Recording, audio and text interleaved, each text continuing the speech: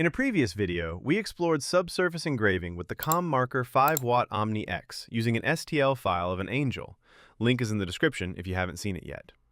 While that was a lot of fun, the real value of a laser like this is engraving photos, people, pets, and so much more. Today, we're doing exactly that with the help of Cockpit 3D. This service lets us upload a photo and returns a file our laser can engrave. The exciting part is that they now support exporting STL files, which means we can use it directly with our ComMarker UV laser. We're super excited to try this because it creates layers with shadows, highlights, depth, and shape, all in a single file.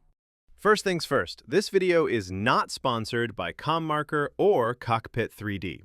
We've honestly been pretty intimidated by this process, but once we heard about Cockpit 3D, we finally decided to give it a shot.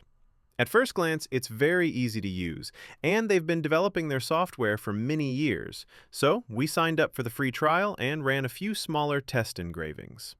For this video, we'll cover the basics, because what we learned very quickly is that the out-of-the-box settings look so much better than simply engraving a PNG or JPEG. So, let's get started. For this project, we'll be using the ComMarker 10-watt Omni X. Ours is set up a bit different. We've removed the enclosure and have been running it this way mainly to make filming easier, but it also makes the machine much easier to move around.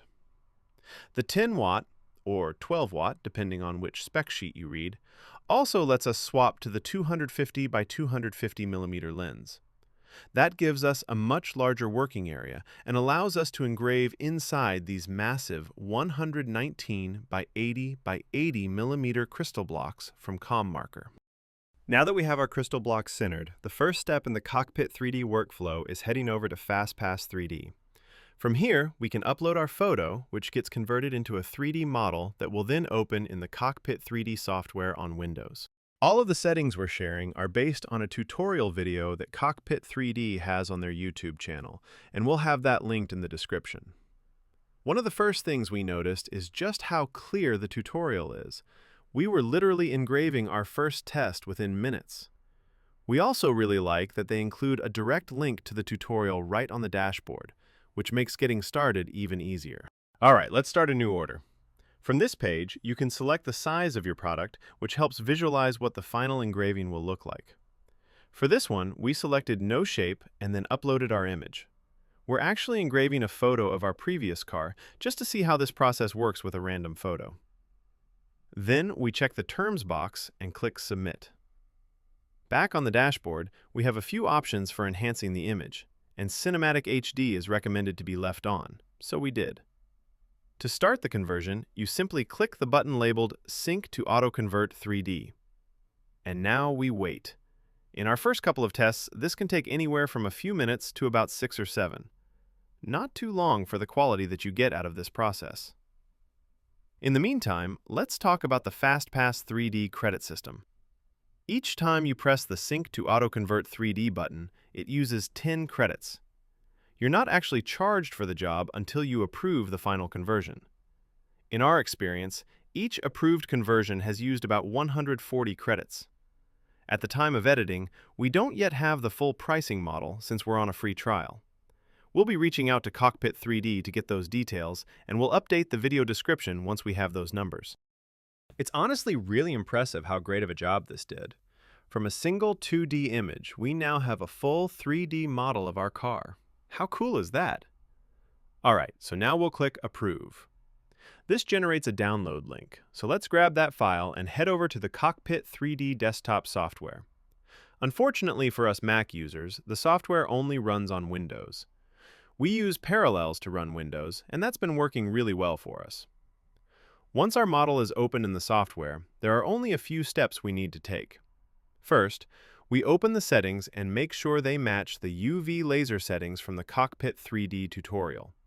You can see those here, and honestly, we haven't found a reason to change them. Once that's set, we click the Go button. This generates a point cloud of our model, basically a series of dots that the laser will engrave to form the image of our car. One final thing we do is enter our crystal block size into the software, which allows us to properly scale the model. Now that we're happy with the size, we click the laser button to save out an STL file. Perfect. Let's head over to ComMarker Studio and get this project set up. We'll start by clicking on the 3D glass option on the left side. If you don't see this option, that usually means your laser isn't turned on or isn't plugged in. From here, we can import our STL file. Since a point cloud is basically just a collection of dots, it can be a little hard to see your design and how it fits inside the block. You can fix that by switching between the view options at the top of the screen. Because we already entered our block size earlier in Cockpit 3D, the design shows up exactly how we want it, as long as those same size values match in ComMarker Studio. Awesome, that looks great. Finally, here are the settings we're using for this engraving. The increased power of the 10-watt Omni X really helps speed things up, but because this is such a large design, it's still going to take close to an hour. With everything set, we can hit start. While this is engraving, we just want to take a quick second to say thank you. 2025 has been an absolutely incredible year for us, and we genuinely couldn't have done it without all of you watching, commenting, and supporting the channel.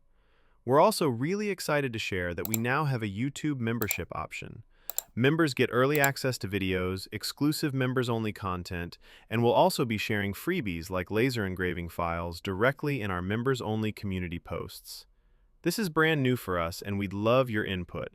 What kind of member-only perks would actually make you want to sign up?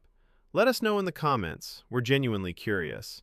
And just for fun, if you've made it this far in the video, start your comment with the word snowman, and we'll make sure to prioritize replying to you.